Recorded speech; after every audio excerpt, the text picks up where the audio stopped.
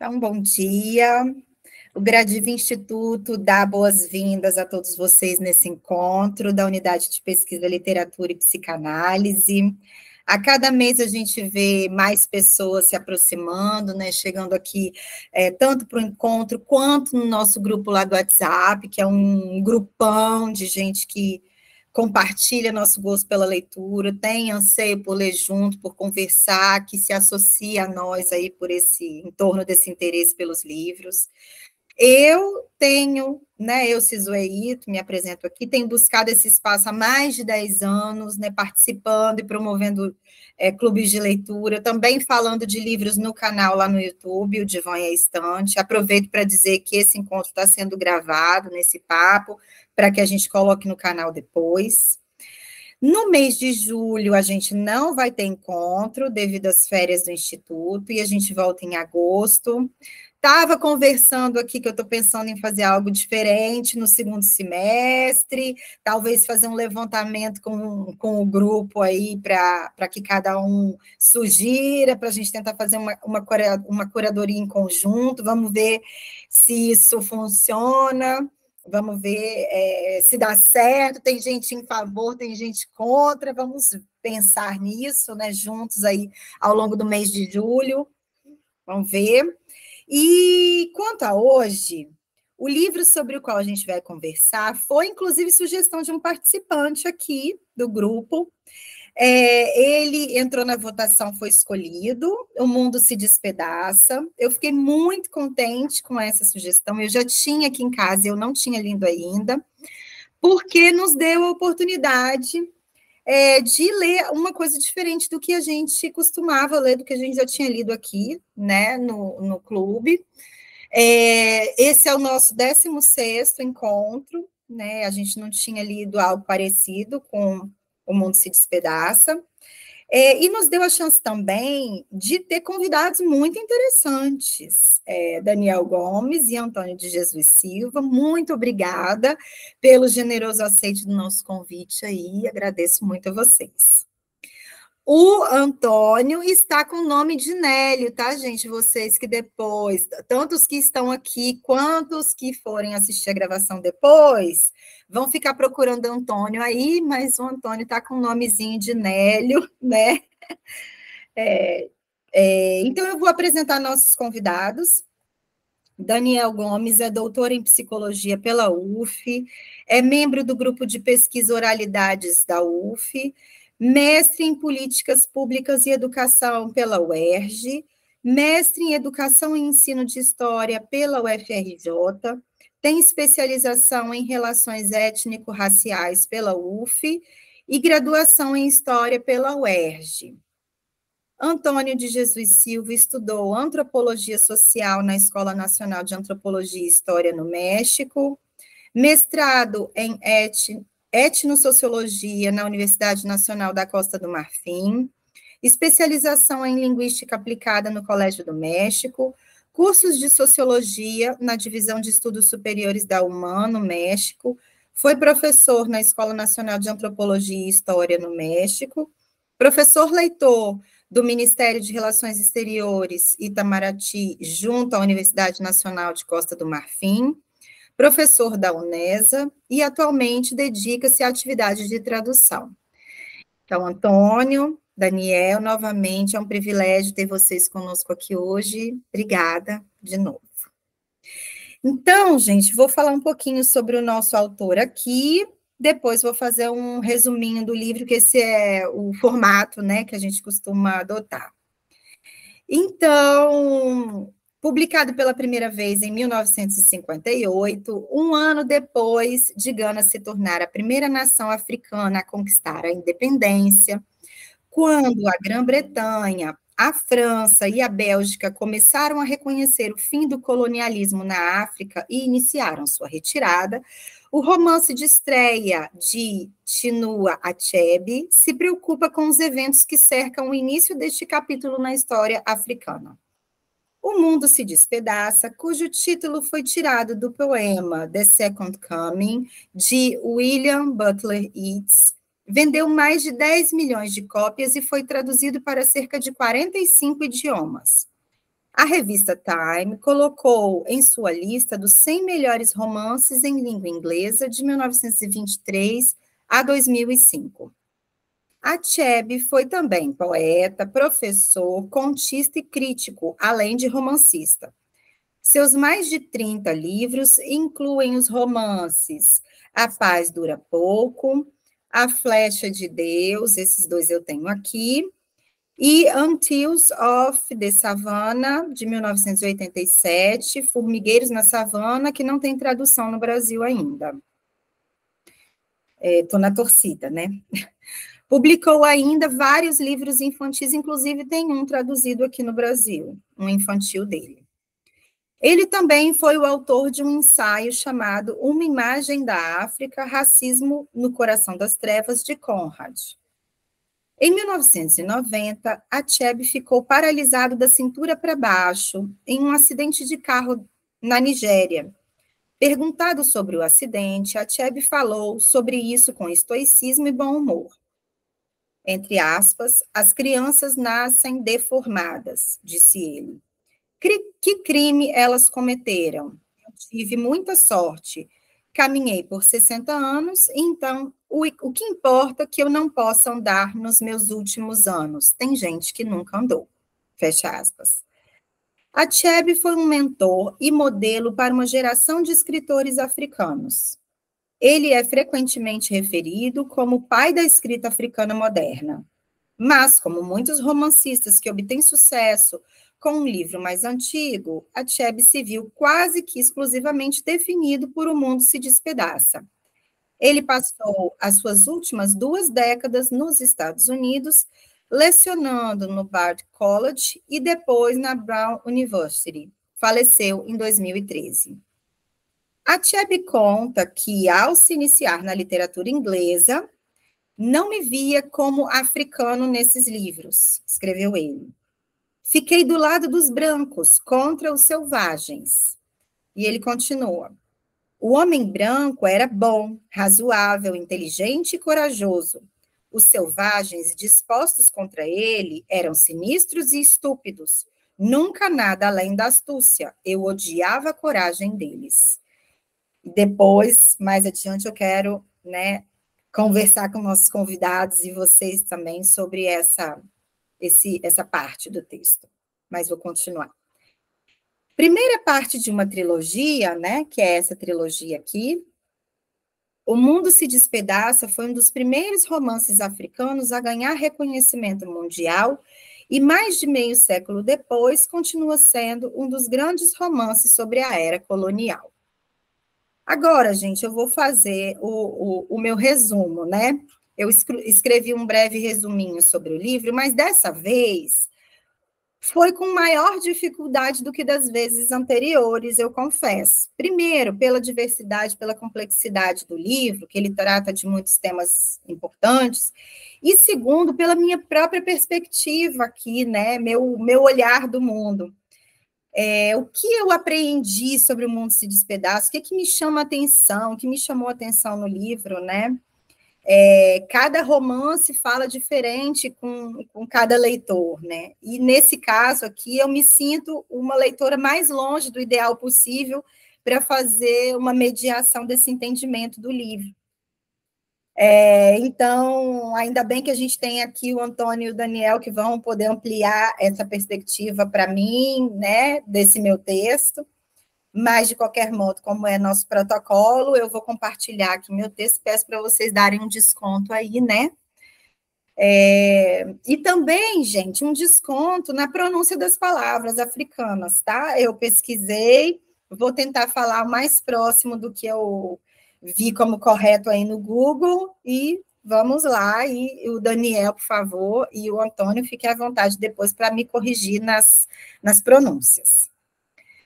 Situado no final do século XIX, no auge da corrida pelos territórios africanos pelas grandes potências europeias, O Mundo se Despedaça conta a história de Okonkwo, um orgulhoso e altamente respeitado Ibo de Umofia, em algum lugar perto do Baixo Níger. O clã de Oconco é formado por fazendeiros e sua complexa sociedade é patriarcal e autoritária. Achebe sugere que a vida na aldeia não mudou substancialmente em gerações. Mas então os ingleses chegam à sua região e, à medida que os aldeões começam a se converter ao cristianismo, os laços que asseguravam o equilíbrio do clã são desfeitos. Como explica o amigo de Oconco, Obierica, o homem branco é muito inteligente, ele veio calma e pacificamente com sua religião. Nós nos divertimos com sua tolice e permitimos que ele ficasse. Agora ele conquistou nossos irmãos e nosso clã não pode mais agir como um só. Fecha aspas. Não querendo se adaptar, Oconco se torna o protagonista de uma tragédia grega moderna. Há toda uma gama de questões que orbita a vida do protagonista, a começar por sua relação com o pai. Oconco não o respeita, acha-o fraco e acomodado e decide que irá guiar sua vida em oposição a ele. Decide que jamais será vacilante e que trabalhará mais que qualquer outro homem que conheça. Por outro lado, sente-se profundamente desgostoso que seja sua filha aquela mais parecida com ele em caráter e comportamento. Gostaria, ele diz, que ela fosse um homem, pois não vê em seus filhos a força para dar continuidade a seu legado. Oconco, como é costume da sua comunidade, é polígamo e casou-se com 3 mulheres. A poligamia é permitida apenas aos homens e cabe às esposas a maioria dos serviços domésticos mais comuns, ajudando os homens no plantio e na colheita. Colher o que se planta numa sociedade de agricultores é fundamental para a subsistência familiar, e comandar este processo é uma incumbência essencialmente masculina. Além disso, bebe-se bastante em Umófia. O vinho de palma, extraído de árvores com grande esmero, é dividido por todos, mas os homens, notadamente, bebem mais que as mulheres. Oconco segue a rotina dos líderes de clã, exercendo seu papel de guiar a família, guerrear se preciso, participar com destaque dos jogos de luta e julgar, por meio de um conselho de eleitos, seus semelhantes.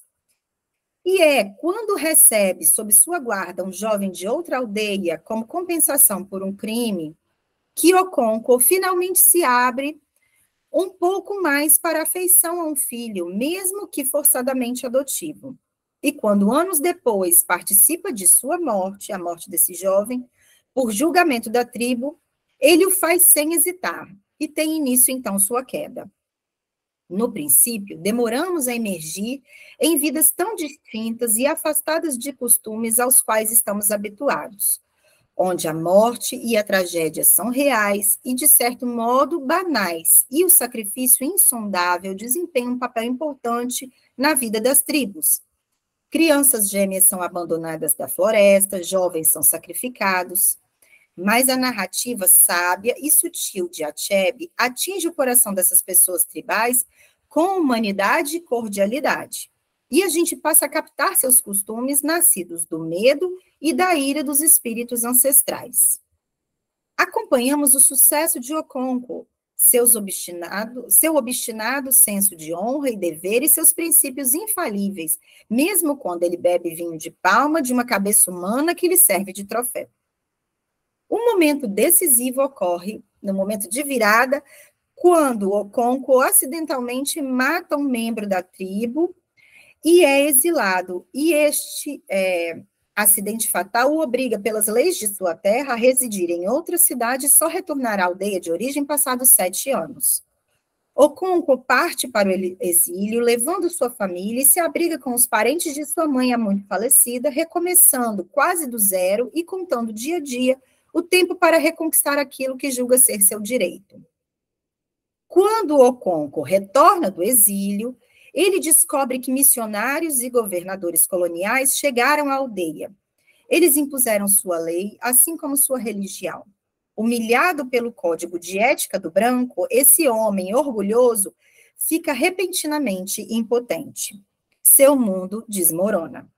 Achebe não prega, não julga, mas com frieza crítica nos conta sua história. Certo e errado nem sempre são coisas simples. O autor, Chinua Achebe, numa entrevista ao The Paris Review, em 1994, disse: se você não gosta da história de alguém, escreva a sua própria. O que fica conosco no romance é a sua investigação sensível, muitas vezes por meio de provérbios populares, de como a cultura funciona e o que ela significa. A Achebe também fala bastante sobre as noções de masculinidade tradicional, daquela cultura, o conjunto de normas, ideias, crenças sobre o que significa ser homem, mas também fala sobre o feminino, a família, a natureza, religião, mitos, história. A prosa desse autor é calma e articulada. Ele sabe que parecer escrever sem uma mensagem é uma maneira poderosa de escrever uma. O mundo se despedaça, é simples, honesto, imparcial e tem um epílogo poderoso. No mundo atual de culturas conflitantes, esse é um dilema histórico com o qual todos podem aprender. O romance é, no fundo, sobre a força que os seres humanos encontram na comunidade. Seu acidente de carro, do autor, lhe ofereceu aprendizados semelhantes. Entre aspas, é uma oportunidade, é uma lição, é demais, é um enriquecimento. Eu aprendi muito, aprendi o quanto dependemos uns dos outros. É isso, gente. Então, vou passar a palavra, primeiramente, ao Daniel. Gostaria de saber o que ele preparou para a gente aí sobre esse livro. Bom dia, obrigada, Daniel. Muito bom dia a todos e todas, Sizui. Mais uma vez agradeço a oportunidade, a indicação da Mônica, querida Mônica, pela essa maravilhosa oportunidade da gente conversar um pouco sobre não só o livro, mas as propostas e a perspectiva que o Achebe nos dá para pensar num continente africano, numa riqueza e pluralidade de culturas, e que são muito importantes para o nosso processo de construção social no Brasil. Eu venho, meu nome é Daniel, mais uma vez me apresentando, eu venho do chão da escola, eu sou professor, essa é a minha principal identidade profissional, não abro mão disso, embora tenham outras militâncias, outros trabalhos, e é nessa perspectiva que vou trazer aqui alguns pontos que me chamaram a atenção e pensei para a gente dividir, embora acredite que o ponto mais importante, na verdade, vão ser os diálogos e não exatamente a fala e os pontos aqui que eu destaquei. É possível eu apresentar, Sizui? Então eu vou começar aqui a apresentação. Isso. Eu vou tentar aqui, só um instantinho. Isso, tenta aí, se você não conseguir, eu vejo aqui.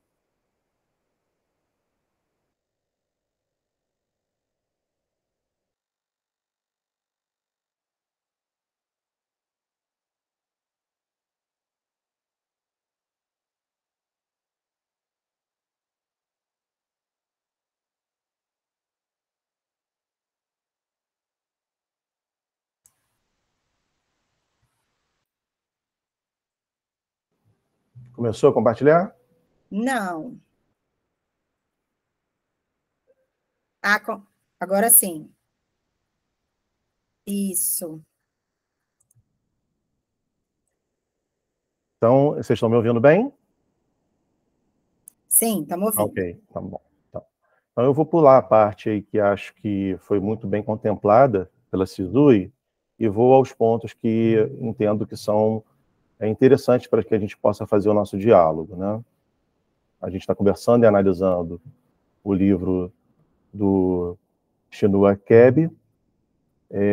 Acho importante pensar, embora não seja exatamente o ponto onde mais trabalho, mas na questão da literatura, e vou deixar esse ponto para o Antônio, para explorar melhor, né? Mas entendo que é fundamental a gente entender a importância desse livro, a importância da literatura, sobretudo no contexto de pós-colonização britânica, né? não só para a literatura africana, mas também para todos aqueles que pensam no social, na política do seu país, pós uma intervenção colonial. Isso é muito importante. Isso foi muito comum, tanto na construção do Estado Nacional moderno, né, no contexto lá europeu, quanto na necessidade de responder a uma estrutura de pensamento, de cultura, no pós-colonial, né? E essa organização política é importantíssima, a gente entender que tem um atravessamento muito grande do pensamento moderno, que é um pensamento branco, né? Como diz Cida Bento no Pacto da Branquitude, especialmente no Brasil, mas não é diferente nos países colonizados. E queria chamar a atenção para também uma nigeriana, né, que é a Chimamanda, que é uma autora importantíssima, que quando ela fala do perigo de uma história única, né, que é uma literatura também que eu sugiro muito. Ela é pequena, mas embora seja pequena, ela é simples, mas não é simplória, né? Quando ela diz, nas narrativas deste livro, do quanto que havia de preconceito e de estereótipos a respeito do que se pensava sobre uma mulher africana, quando ela esteve nos Estados Unidos, né?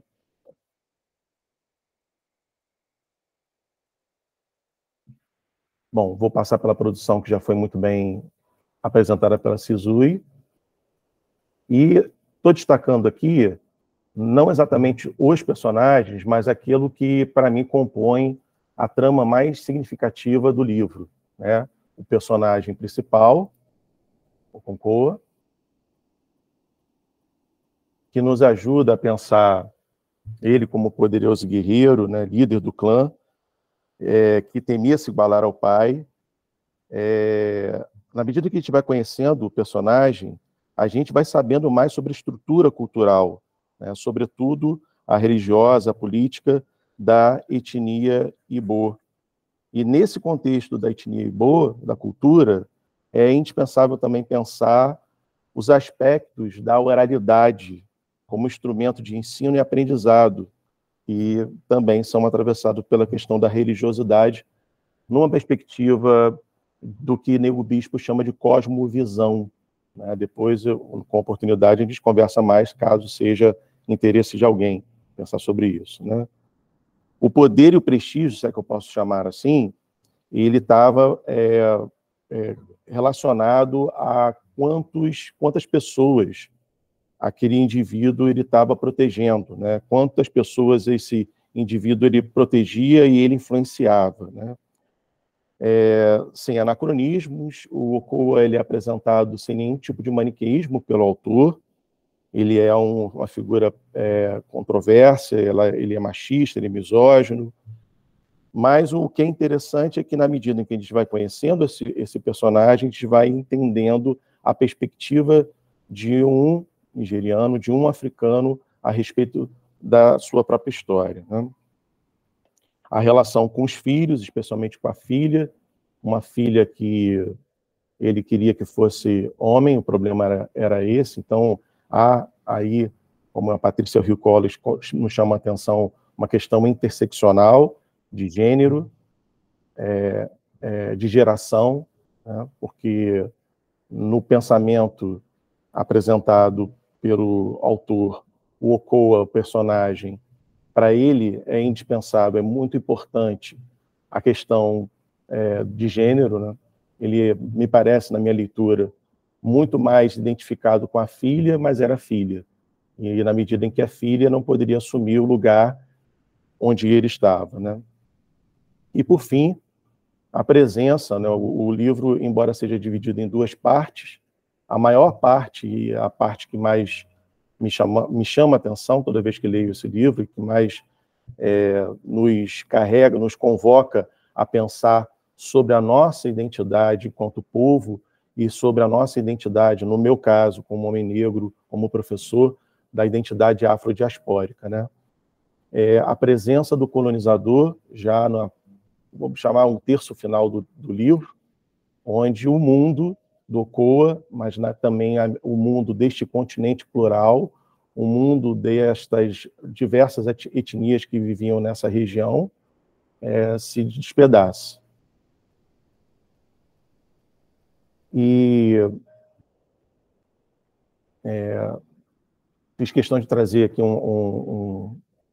uma parte que o Achebe coloca para a gente, né? O lúgubre descrição dos nativos em Coração das Trevas, de Joseph Conrad, representa o racismo endêmico na literatura sobre a África, mostrada pelos escritores europeus. Ou seja, é uma questão muito importante na hora que a gente está analisando esse livro e pensando nas relações raciais no Brasil, e aquilo que a gente pode encontrar da literatura africana aqui no Brasil, o quanto que a história ela é marcada por essa presença colonial, né? Então, o autor ele faz questão, na minha leitura, de dar uma ênfase maior para o período pré-colonial, porque, de fato, há uma tentativa, a partir da literatura, de uma espécie de resgate de uma identidade que se perde em função da intervenção do colonizador, né? A questão da resistência a partir da literatura como arte, né, como instrumento político, para evitar o que, na tese, eu chamo de identicídio. Seria o identicídio. Seria a subtração de elementos constituidores da nossa identidade a partir da história e da literatura. Ou seja, tal como no Brasil, guardadas as proporções devidas, a gente não encontra o lastro da história dos povos africanos, e a gente tem uma perspectiva muito eurocêntrica no ensino da história do Brasil e no ensino da história aqui no Brasil, né? Então, o elemento histórico ele é muito importante, sobretudo como instrumento político, uma vez que no dever de memória a gente entende, a gente sabe que é importante o que se lembra, né? Por isso os museus e por isso todo o conjunto de cultura de memória, mas é importante também entender que existe um aspecto político, porque da mesma forma que se pensa no que se vai lembrar, se pensa e é articulado também o que se vai esquecer. Então, se a gente tiver a oportunidade depois, se for do interesse também do grupo, eu posso articular isso com o próprio processo de construção da nossa independência, né, da independência do Brasil. E aí, mais uma vez, a perspectiva que hoje muitos pensadores, muitos filósofos, muitos intelectuais hoje organizam de sulhar a nossa perspectiva a respeito do mundo, a respeito da gente mesmo, na formação subjetiva das nossas crianças, mas a nossa formação subjetiva também enquanto atores, aonde quer que a gente esteja trabalhando, né? E aí cito um importante pensador, Frantz Fanon, onde ele propõe que a gente precisa, em primeiro lugar, descolonizar a nossa mente. E o quanto que isso é complexo, né? Porque isso está tão arraigado que muitas vezes é difícil essa desconstrução da branquitude, sobretudo na gente mesmo. Então, mais uma vez, a perspectiva da identidade afrodiaspórica, ela, na minha leitura, na minha maneira de pensar aqui o livro, ela não é exatamente um encontro a uma essência, um encontro a algo como se fosse uma boneca russa, que você vai desmembrando e encontra uma verdade num território ou numa civilização. Mas, ao contrário, né, numa perspectiva de vir a ser, né, de tornar-se, como maravilhosamente a Neuza Souza Santos nos propõe o tornar-se negro. Então, nesse contexto, a literatura de Achebe, ele também se propõe a construir, a tornar-se negro na tentativa de narrar o que seriam as relações antes da presença do colonizador. E é impossível, na minha visão, na minha maneira de ler este livro e de pensar esse livro, é impossível a gente fazer uma análise sem que a gente tenha como chave de explicação a relação religiosa. O Quinego Bispo, que é um autor importante, que eu sugiro também como leitura, propõe como a cosmovisão. A relação da religiosidade que a gente encontra no livro é uma relação onde a religiosidade ela não é estanque, ela não tem uma dicotomia, ela não tem uma separação de razão e emoção, ela está em tudo, ela não está somente na natureza, ela está em todos os contextos, de maneira que o Ailton Krenak, por exemplo, convoca nesse pensamento da ancestralidade, dizendo que a gente tem várias etnias, de várias culturas, onde um rio, onde uma montanha podem ser parentes. Uma árvore pode ser um avô. A relação ela não tem a mesma perspectiva que uma relação que no cristianismo judaico-cristão, né, na cultura judaico-cristã ocidental que nós temos, muito influenciada no Brasil, a gente separa, né? Então, como a Conceição Evaristo nos faz pensar, a nossa identidade ela é atravessada por um espelho que não é um espelho narcísico, não é um espelho eurocêntrico. A nossa identidade é uma identidade que tem como espelho talvez mais apropriado o espelho de Oxum, o espelho de Iemanjá. É nesse espelho que a gente se vê, nós, homens e mulheres negras afrodiaspóricos. E o corte violento, antes mesmo do início da nossa discussão, estava aqui atentamente ouvindo o quanto que aterroriza, né, quando a gente tem contato com a realidade da colonização, desconstruindo o pensamento romântico da ideia e das justificativas ideológicas, tanto da primeira colonização, do primeiro processo colonizador, dos séculos XVI e XVII, onde o pretexto era o cristianismo, ainda que esse processo de colonização ele se deu muito mais no litoral, mas era extremamente violento. Assim como também, dadas as proporções devidas, a violência foi muito significativa nos séculos XVIII, XIX, eu coloquei errado aqui, está 14, mas é 19, e o século XX, né?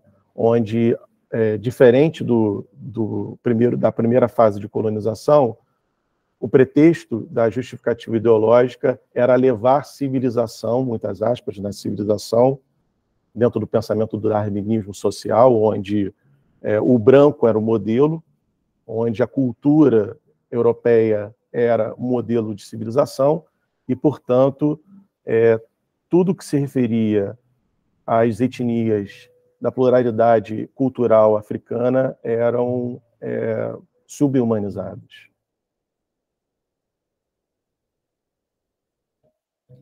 Bom, foram essas as minhas contribuições. Insisto e ratifico que, embora o primeiro ponto, na perspectiva da divisão, a primeira parte seja uma parte maior, onde o autor está muito preocupado, de maneira muito intencional, a tentar construir uma narrativa de como era a África antes dos colonizadores. É evidente que chama muita atenção a última parte, com a presença do colonizador, mas essa é a parte que a gente vive, inclusive, em Brasil, né? Então, enfim, foram essas as minhas contribuições. Se eu falei demais. Não, tá ótimo. Tá ótimo. Vou parar aqui a apresentação. Pronto. Acho que a gente pode, então, passar para o Antônio para, né, ouvir mais um pouco e depois a gente abre para o diálogo. Pode ser assim? Antônio, fica à vontade, por favor. Bom, agradeço muito pelo convite, para Márcia e para Suzui. É um privilégio estar conversando sobre esse livro do Chinua Achebe. É um livro considerado clássico na literatura africana. E eu queria dizer que a publicação desse livro está completando 65 anos neste ano de agora, de 2063. E, bom, muitas coisas já foram ditas aqui, a Suzu e o Daniel, sobre o livro. E talvez fosse interessante, eu não sei se interessa, resgatar um pouco do contexto no qual esse livro é escrito. Existem 2 livros, a cronologia ela é muito arbitrária, não existe um consenso com relação a ela, mas muitos estudiosos da literatura, eu sou da antropologia, não sou da literatura, sou um curioso pela literatura, para avançar, estabelece que o início dessa literatura contemporânea se deu com a obra de Chinua Achebe e outra obra de língua francesa do Camara Lai, que escreveu um livro chamado L'Enfant Noir, ou A Criança Negra. Então, o Camara Lai escreve esse livro em 1953 e o Chinua Achebe em 1958.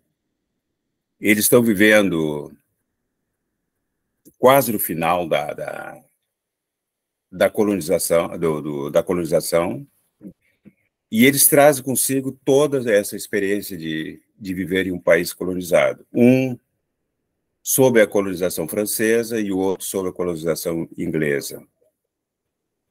Se diz muito que não existe colonização boa nem colonização ruim, né? Que todos são colonizações cruéis, elas são trágicas, elas destroem, elas não constroem nada, como já falou bem o Daniel, mas eles tinham estratégias diferentes no sistema de colonização.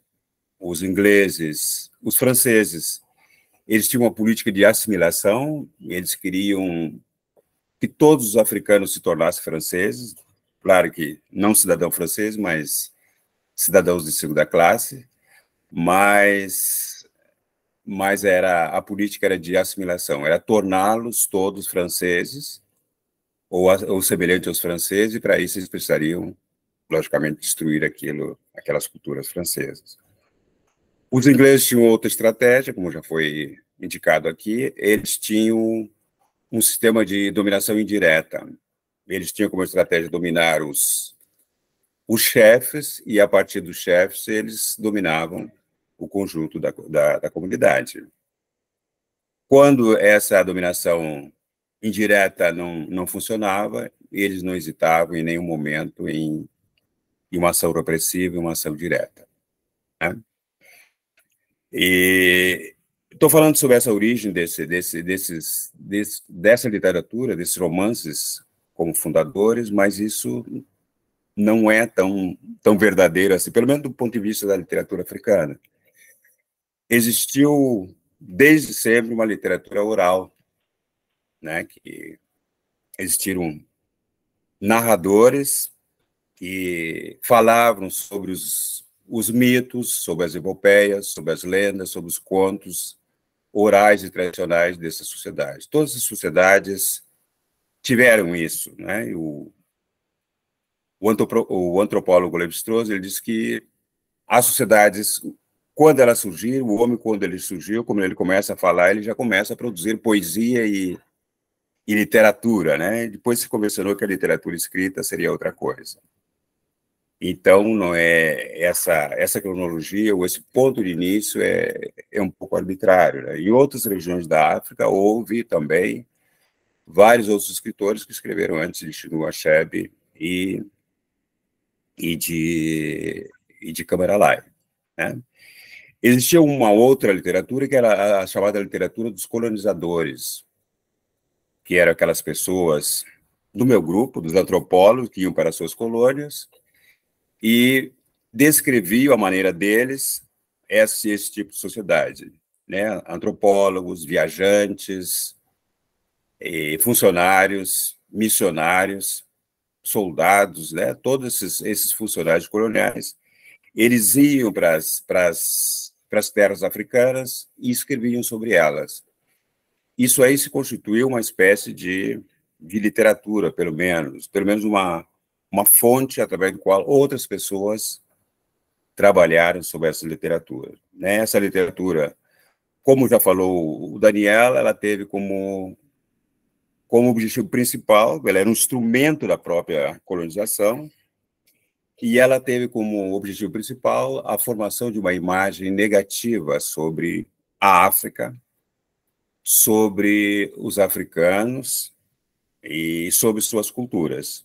Então, eles tinham um objetivo de caricaturizar essas sociedades, caracterizar o seu povo e desumanizar, desumanizar e animalizar, que é o termo que usa o Frantz Fanon, esses povos. Então, foi um outro movimento literário ou pré-literário que faz parte da formação dessa literatura.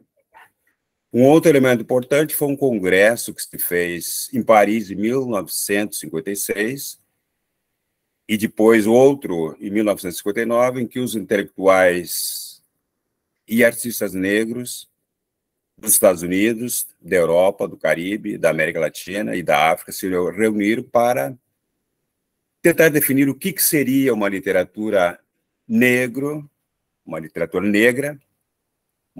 africana,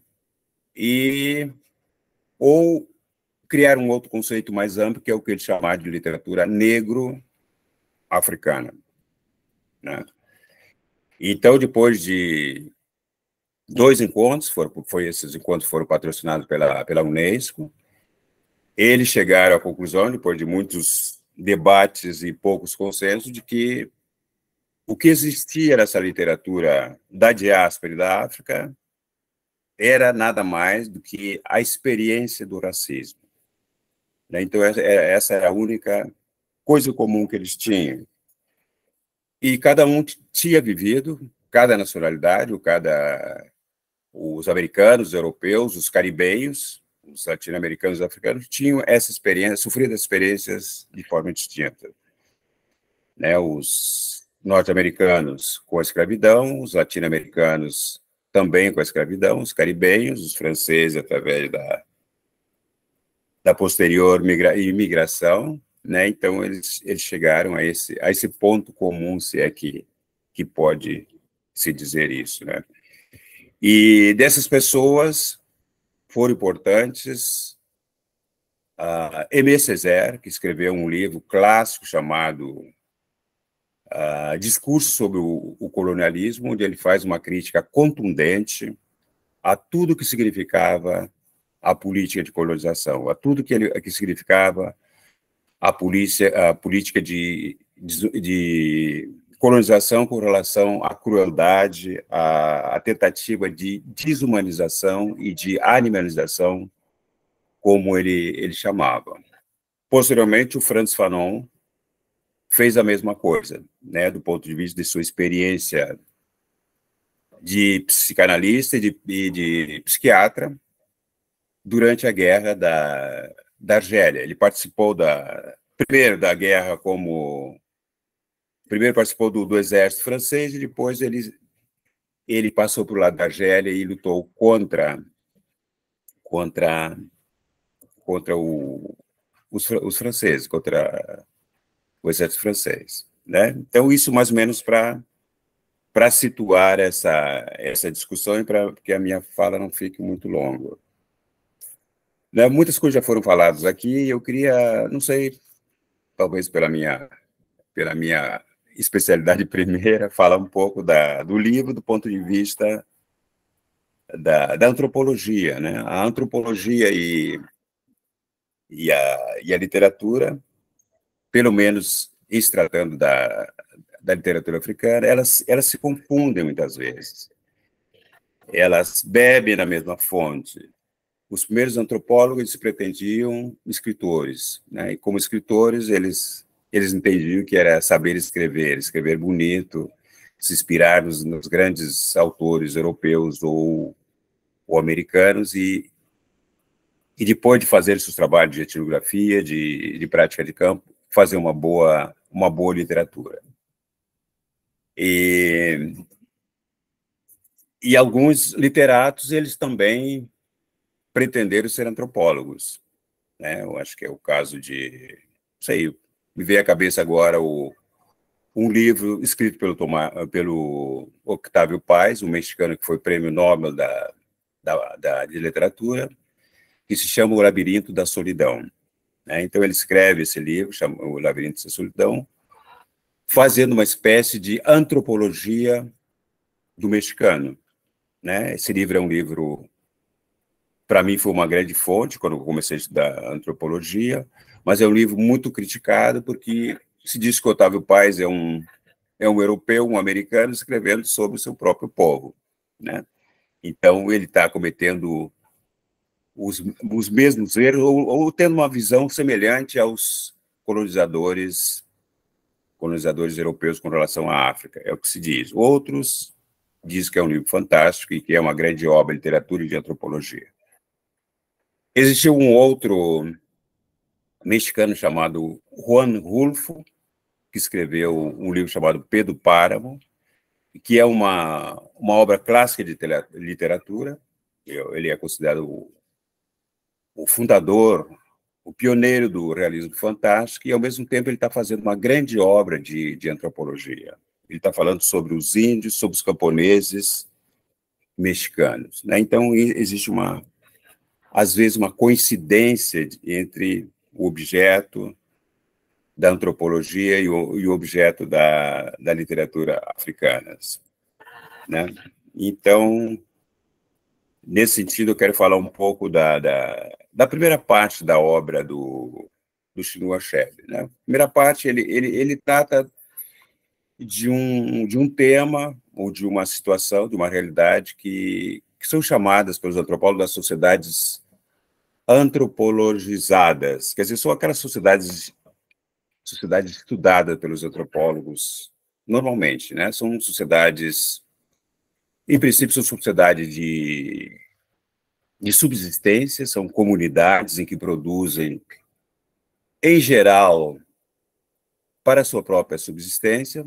São sociedades ainda que estão numa fase pré-capitalista ou pré-colonial, que não estão interessadas na produção. Não é seu objetivo principal produzir um excedente, mas já existe conflito nas sociedades, né? O Okonkwo, ele é um produtor próspero, ele tem prestígio, ele faz parte de certas comunidades de anciões ou de pessoas que têm certa acumulação de bens.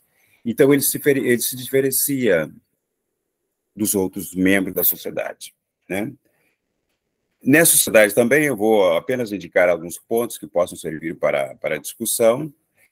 Essas sociedades são sociedades na qual o chamado sagrado ele é muito presente nas sociedades, né? Então, nós podemos identificar que todas as atividades, praticamente não existem atividades profanas.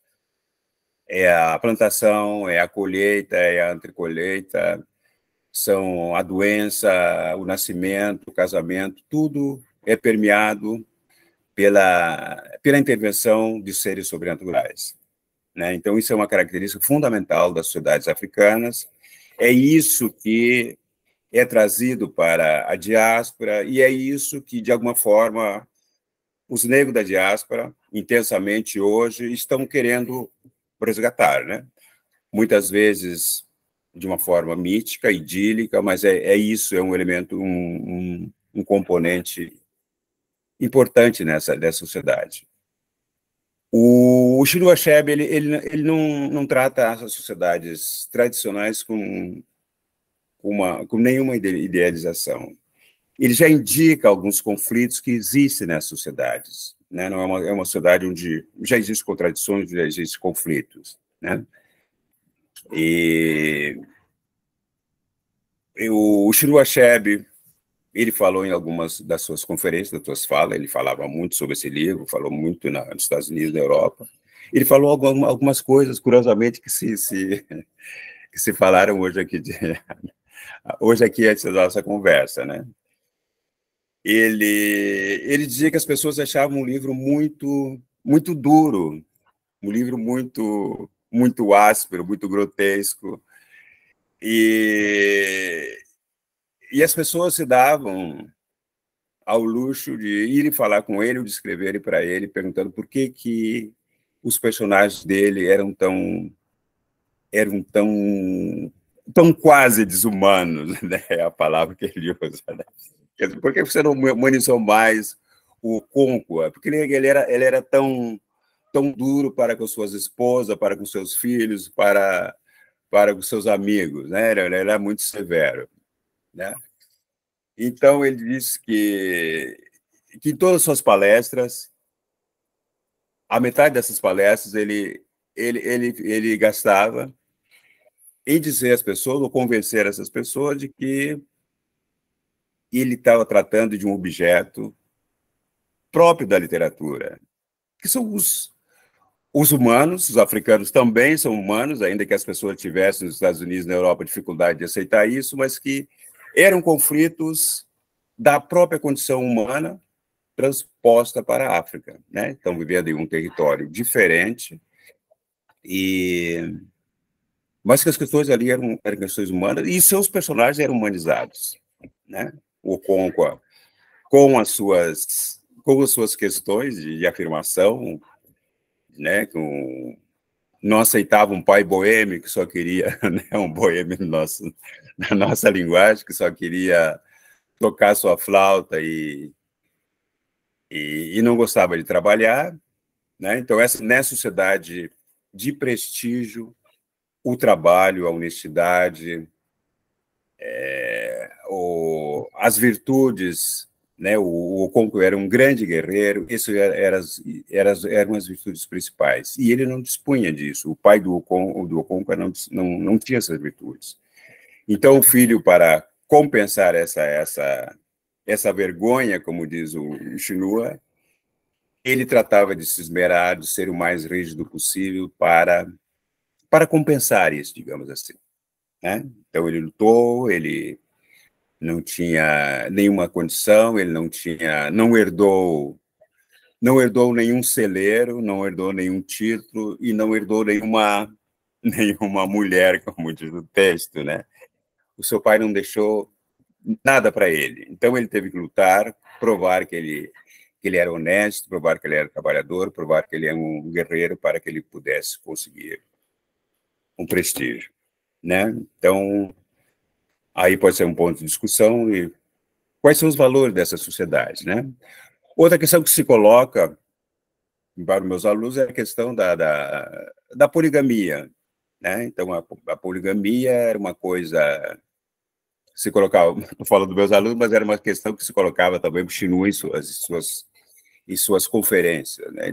Uma sociedade tão primitiva, onde as mulheres são sujeitas, são oprimidas, e será que não existia uma forma de o senhor botar esse romance, uma estrutura familiar monogâmica, semelhante às nossas? Então, ele dizia que a família é histórica e a opção de construção de um determinado tipo de família na Europa era uma das opções possíveis, que nas sociedades africanas, a poligamia, assim como nas sociedades, isso eu estou dizendo, nas sociedades aqui existe um livro maravilhoso do Pierre Claes, que se chama Sociedade contra o Estado, onde em um dos seus capítulos, chamado O Arco e o Cesto, ele trata de uma sociedade poliândrica. Quer dizer, o que é a poliandria? É o inverso, é o contrário da poligamia. Nessa sociedade poliândrica, são as mulheres que têm vários maridos, são elas que escolhem os maridos, são elas que deixam os maridos. E, então, esse poder sobre a organização da família e sobre a escolha está nas mãos das mulheres, né? Então, isso se deve a uma necessidade histórica dessas próprias sociedades. Quer dizer,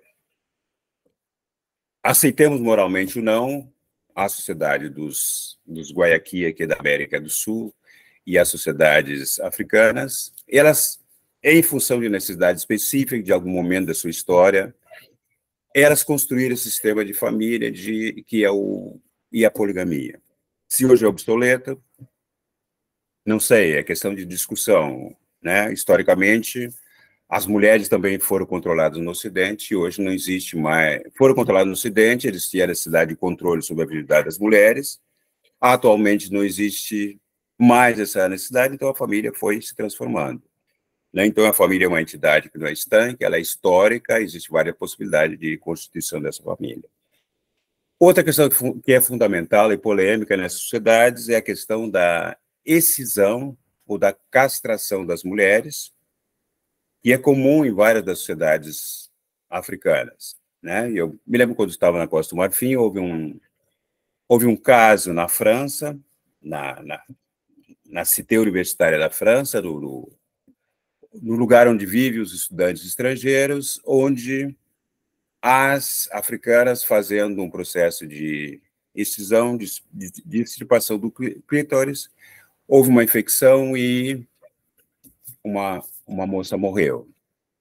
Então, as feministas francesas e europeias se levantaram e fizeram um grande protesto, uma grande manifestação, e, ao mesmo tempo, houve uma manifestação contrária, em contrário, das mulheres africanas e das mulheres, eu acho que foi das mulheres árabes, que diziam que as mulheres ocidentais não tinham nenhum direito em condenar a excisão, a castração das mulheres africanas e de outras sociedades, porque isso era um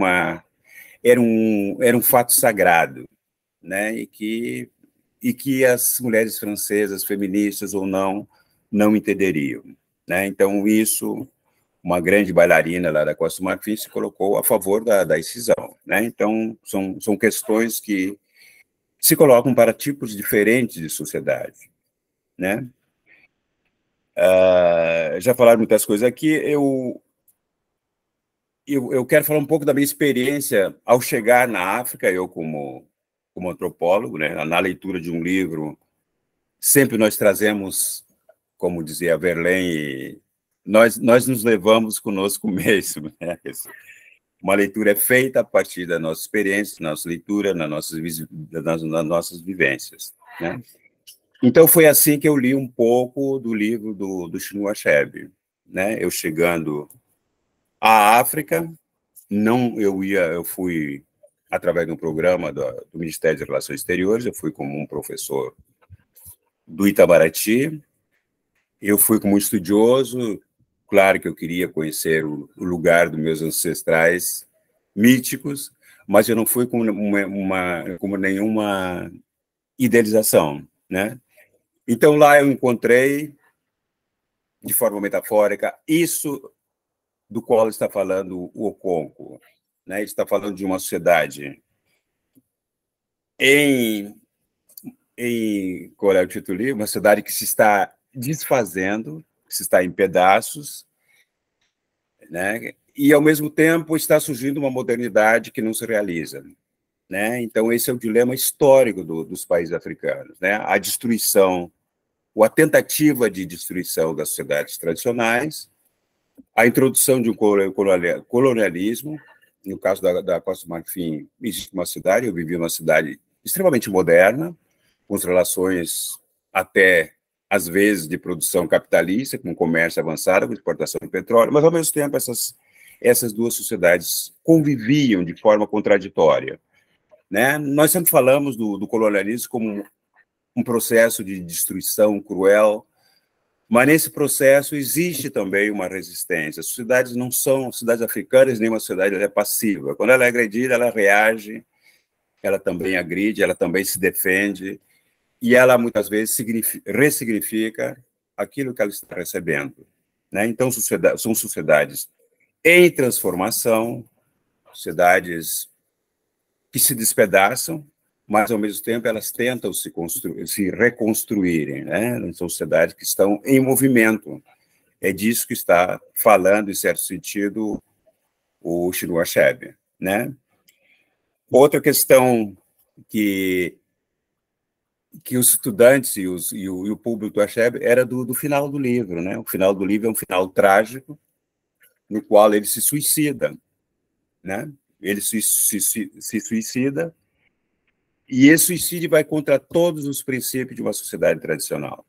A sociedade é baseada no prestígio, a sociedade é baseada no trabalho, a sociedade, aquelas pessoas que têm prestígio, quando elas morrem, elas recebem, elas são dignas de uma grande comemoração, que dura às vezes meses, e durante essa comemoração elas são transportadas, elas são levadas para o mundo dos ancestrais, onde elas são vivas, elas perdem a sua corporeidade, mas elas estão nas nossas vidas, elas nos vigiam e elas nos protegem, assim dizem os africanos. Eles acreditam nisso, né, que os mortos estão junto a nós.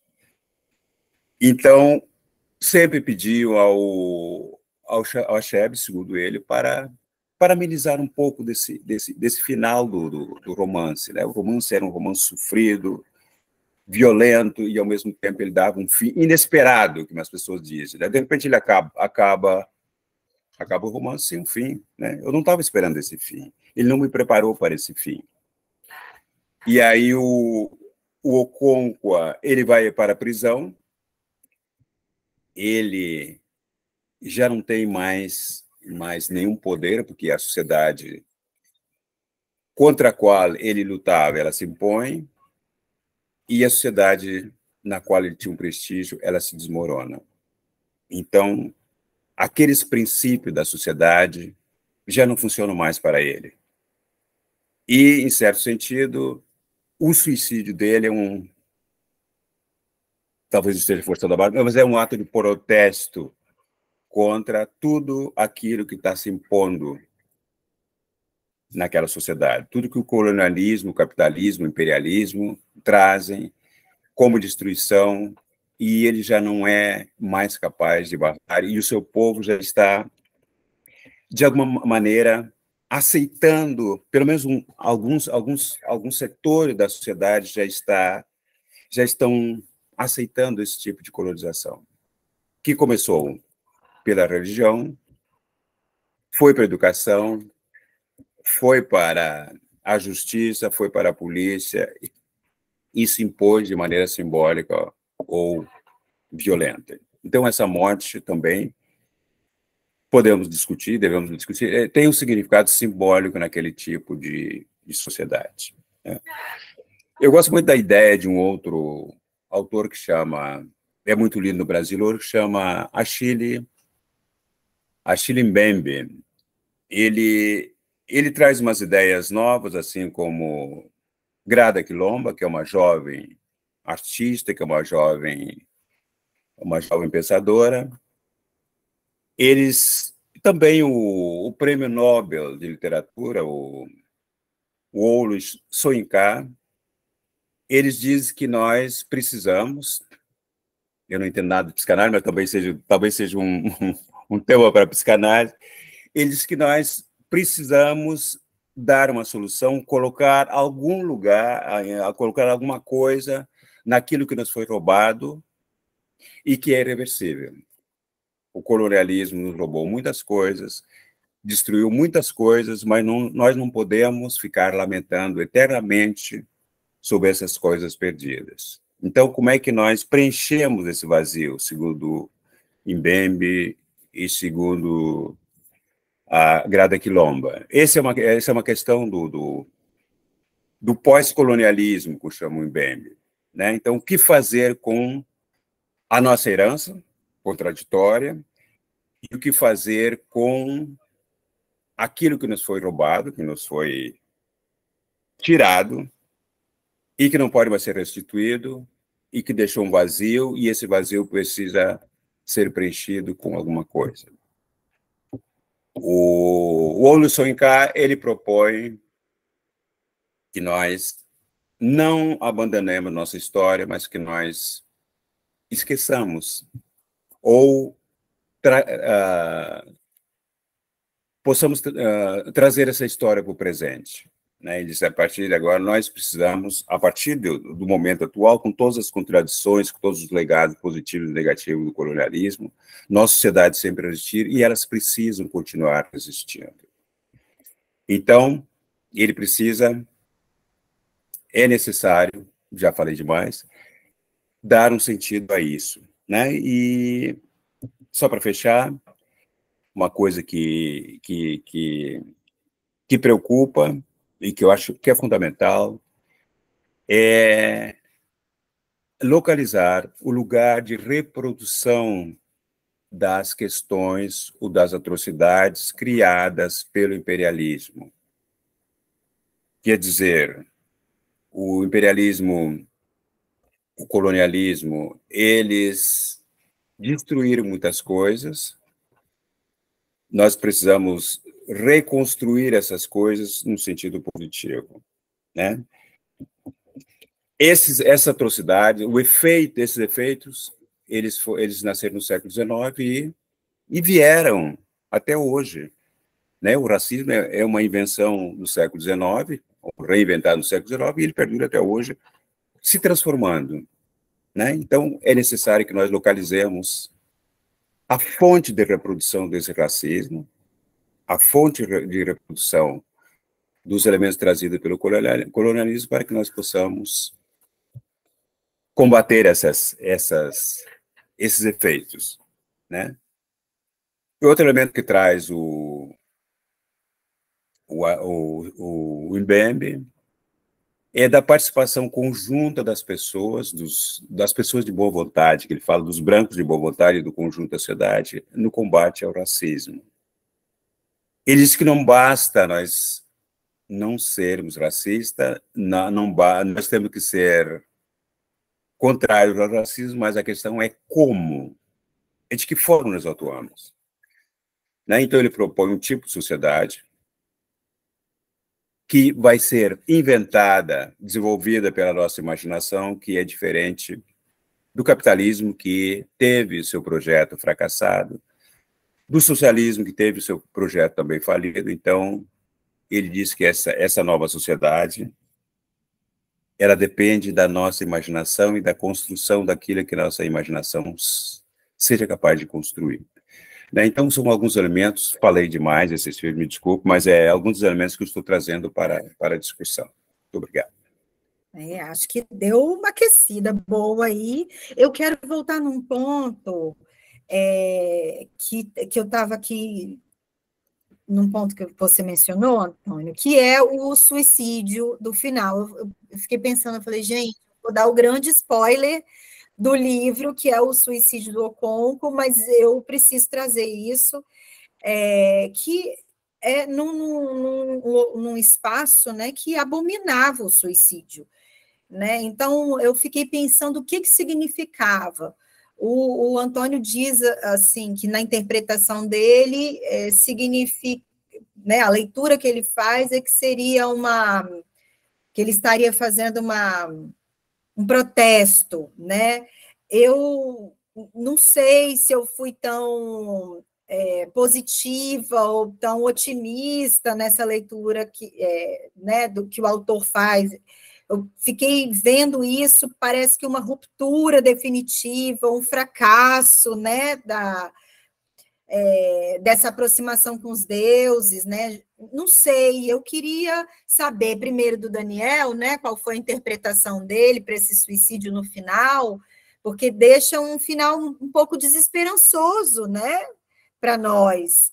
Então, queria que o Daniel me dissesse o que ele interpreta, como é que ele lê isso, o que ele pode dizer, né, e trazer vocês também para a discussão, né, o que vocês queriam. Primeiro, Daniel, por favor, né, porque o Antônio já nos falou o que ele pensa a respeito. Oi, Sisu, eu vou tentar ser bastante objetivo para que a gente possa dialogar também com outros elementos aqui colocados. Eu estou com o Antônio, assim, eu penso que onde houve, melhor dizendo, a colonização, onde há colonização, há resistência. E assim como a figura singular do protagonismo do personagem, que no término do livro, ou no contexto de absoluto, percebendo que não havia outra maneira de se colocar, de manifestar num mundo que estava despedaçado, um banzo, né? Como aconteceu com diversos escravizados aqui no Brasil também. Então, isso aqui é muito importante, que o Antônio traz, que eu queria ratificar e sublinhar na fala. O suicídio, na minha leitura, também foi uma ação de protesto. Talvez a única forma de protesto, como talvez tenha sido a única forma de protesto para muitas gerações e muitas pessoas na violência da escravização em todo o continente americano, na diáspora africana, mas também em África. Então, eu leio dessa forma também. Eu queria retomar também, provocada aí pelo Antônio, a questão que eu já li, né, um trecho que eu já li que o Achebe fala e que eu reconheço como representatividade, que eu acho que é algo que a literatura pode, né, pode ser, pode entrar na participação aí que o Antônio provoca, né? Como é que a gente vai falar sobre isso? Como é que a gente vai trazer isso novamente, né? E discutir essas questões e o racismo e tudo, né?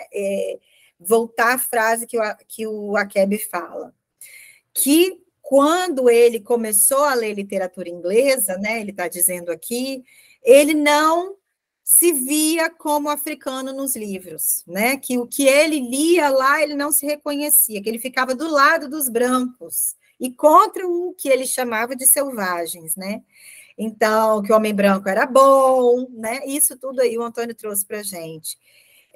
E que ele odiava aquela coragem, que achava os africanos sinistros, estúpidos e tal. Então, eu fiz essa leitura, né, com a palavra representatividade, que hoje é uma coisa que a gente defende muito na literatura. Eu não sei se essa é a melhor expressão, se vocês acreditam que essa seria uma boa expressão e uma boa forma para a literatura participar. O que vocês acham? Antônio, por favor.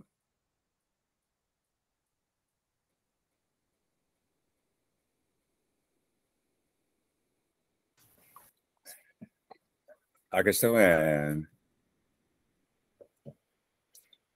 da representatividade do... Pode repetir, por favor? É que hoje a gente defende um pouco mais, né, que as pessoas sejam reconhecidas nas obras, né?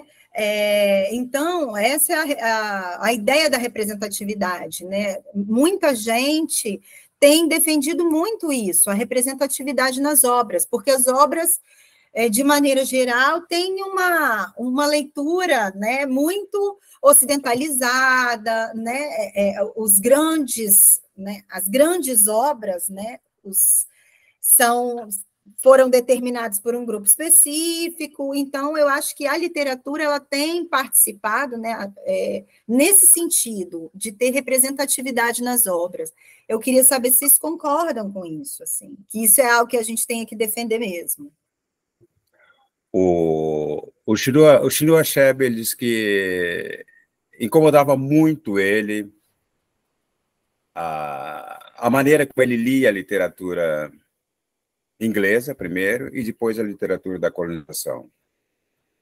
Então, escrever para ele era um ato político, individual, de representatividade, de existência e de combate, e não só para ele, mas para toda a sua comunidade. Ele disse, durante muito tempo, eu tinha vontade de escrever e sentia pessoalmente que eu precisava de escrever, mas, ao mesmo tempo, a minha comunidade precisava da minha voz para lutar. Então, a literatura para ele é um instrumento de libertação. Ele está falando sobre o mundo dele, do ponto de vista dele. Hoje em dia, está na moda de falar de lugar de fala, né? Mas o lugar de fala, para mim, o discurso, ele atua num lugar de conflito, de contradição. O lugar de fala não é o fato de que só eu possa falar das questões do negro porque eu sou negro. Só as mulheres possam falar das questões das mulheres porque elas são mulheres. Eu acho que as falas plurais elas são importantes, mas são lugares de disputas. existe uma disputa econômica, política e uma disputa também discursiva. E era isso que o Chinua Achebe defendia. Ele via a necessidade de os africanos falarem por eles mesmos, né? Ele dizia que era necessário uma escrita de si dele e uma escrita de si da comunidade, né? A comunidade precisa de falar dela mesma, do ponto de vista dela, colocando as questões que ali estão na sua realidade, e não ficar preso àquelas interpretações, não ser vítima, como dizia ele, das interpretações tergiversadas pelos colonialistas. Mas, durante muito tempo, eles não tinham vozes, né? Essas vozes começaram a surgir, não sei, a partir desses congressos, lá na França, de 56, de 59. O Aimé Césaire, ele foi um grande porta-voz, né? Foi um grande arauto desse discurso das sociedades africanas. Ele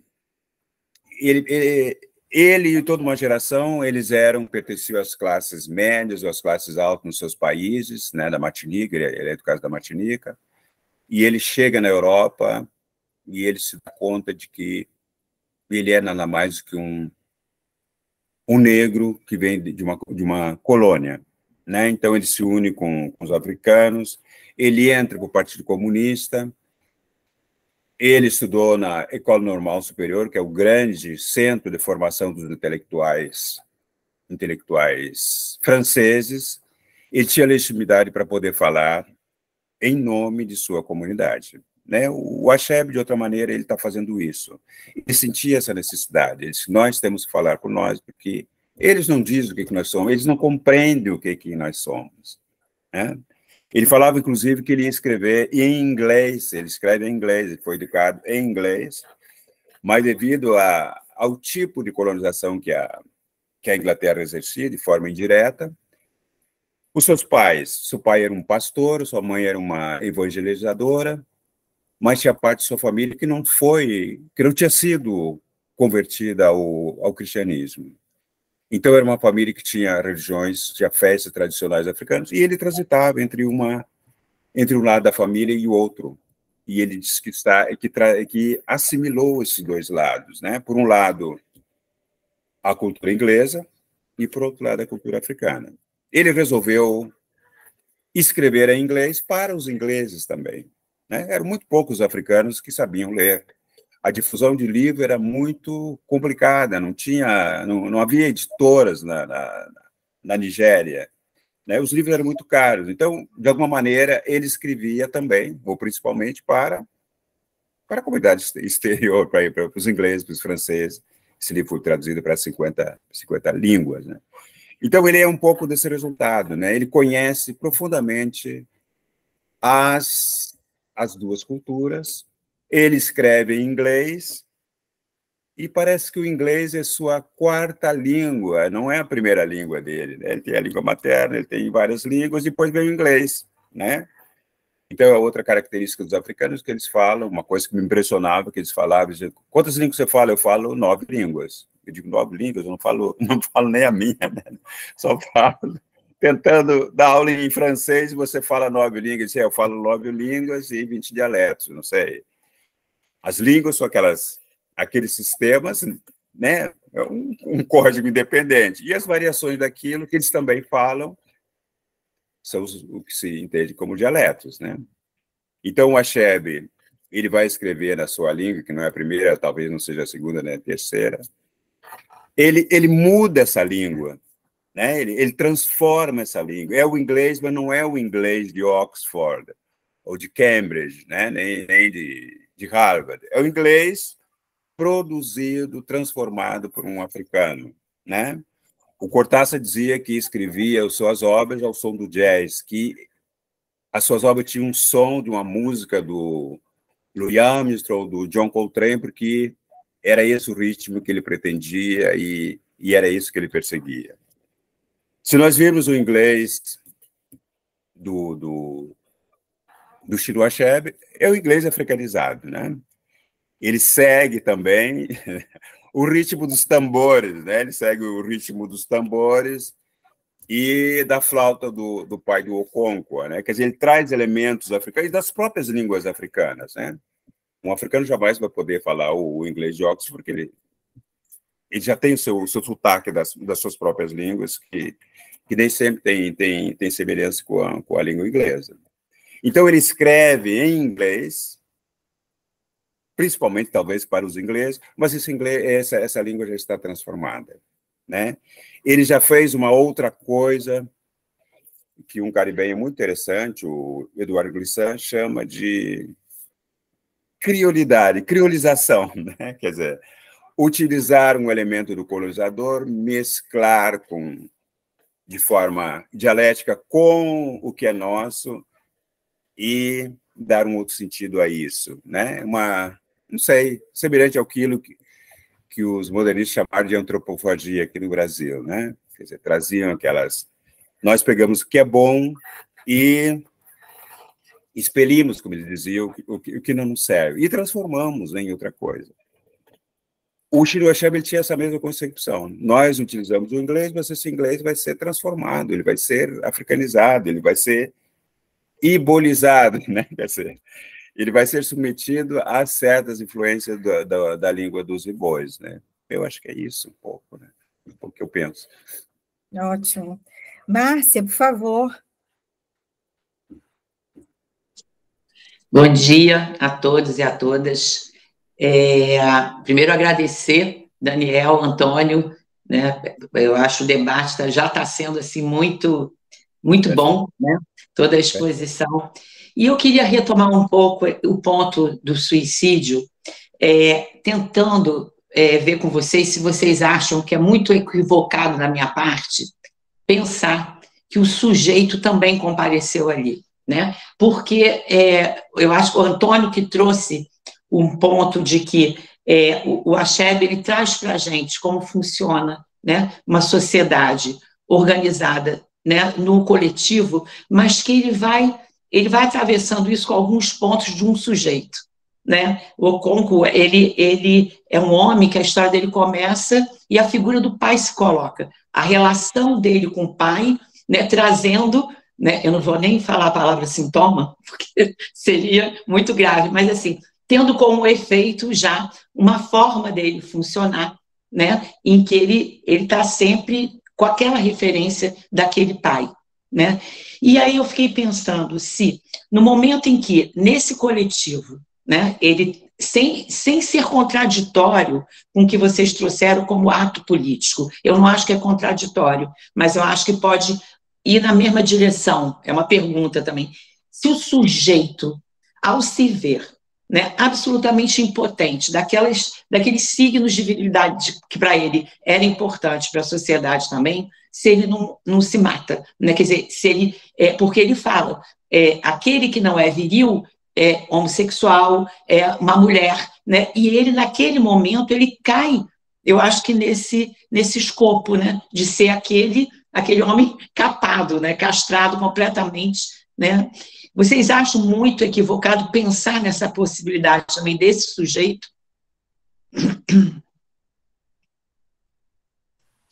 Daniel, depois eu passo para o Antônio também.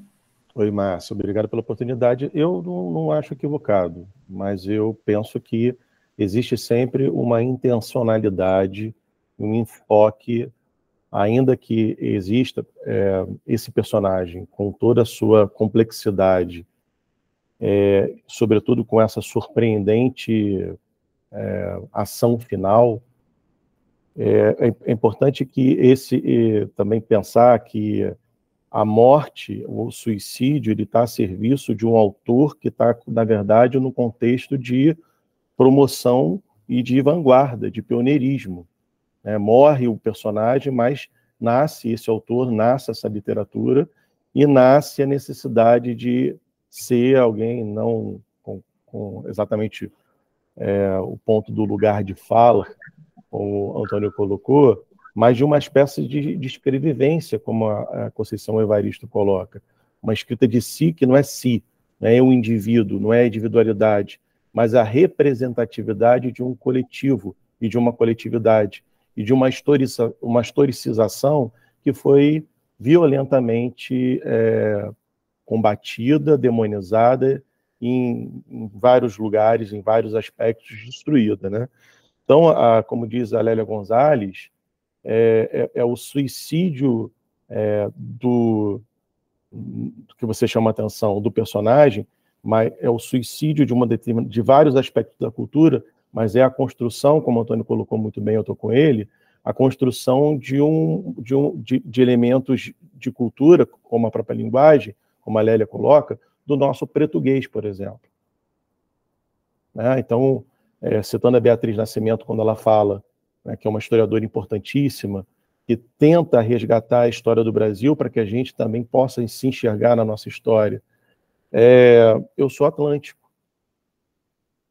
Eu não sou eu sou a construção de um percurso onde a escrita e aquele personagem, e sobretudo esse autor, ele está com a intencionalidade de representar um coletivo.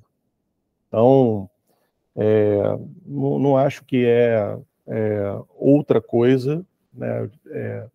Acho que o suicídio aí ele está a serviço dessa gênese, né? Da busca de uma outra sociedade, uma sociedade que considere esse elemento que realmente nos roubou, que nos deixa um buraco, que é um trauma. A escravização foi um trauma, a colonização foram traumas, e que a gente precisa lidar com isso. Então, existe um indenticídio, existe no Daniel, no indivíduo, no professor, em cada um de nós, sobretudo nós negros, em diáspora, existe um buraco, existe, de fato, algo que precisa ser preenchido. E a literatura é um elemento fundamental para esse preenchimento, sobretudo da construção de um pensamento coletivo. É isso. Eu tenho, só para concluir, quando o Antônio estava provocando aqui muito bem sobre a presença, a experiência dele em África, no departamento nós temos uma amiga, uma colega, uma colaboradora, Elsa, professora da Universidade de Moçambique, e ela, toda vez que a gente conversava sobre todas as vezes que conversávamos e conversamos sobre racismo, ela ficava muito perturbada, porque ela não entendia o que era isso. Ela veio para o Brasil e durante um bom tempo ela perguntando para mim o que é, se não vocês falam tanto que é racismo, até que, num determinado momento, ela viveu a experiência do racismo em função de uma situação no hotel, e aí ela foi dizendo, entendendo, verbalizando para a gente o quanto que era violenta aquela experiência, né? Mas para que a gente possa entender que há determinados aspectos, e esse em especial, porque a ideia do africano, a ideia do outro, a ideia da hierarquização a partir de um fenótipo, a partir do tom de pele, a partir de elementos culturais, é uma construção europeia, né? Então, é isso. Magda.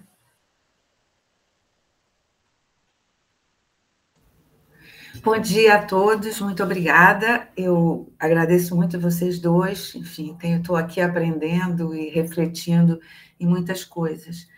Eu queria retomar uma palavra que a Sizui falou e que me ficou, né, eu escrevi, que foi a astúcia. Porque quando você coloca, e você também falou, Antônio, do que o Jeb fala, sobre que ele não gostava, ele achava ele vamos dizer assim, sabe, lembrei até os italianos, eu sou descendente de italianos, enfim, aquele filme, né, feios, sujos e violentos e tal. E aí, porque eu saí com uma sensação, quando terminei de ler o livro, que eu gostei muito, que foi muito diferente disso. E aí eu não entendi, ele falou isso, e aí a gente pegar essa questão da astúcia, porque, para mim, quando eu terminei de ler o livro, quer dizer, eu tenho uma coisa que os brancos, os europeus, eles levam para essas civilizações a ideia de que nós estamos trazendo uma coisa melhor. e eles escondem com as religiões por baixo de tudo, toda a maldade, a crueldade, a posição predatória, entendeu? Que está ali o tempo inteiro. É uma crueldade sem nenhuma mediação, muitas vezes.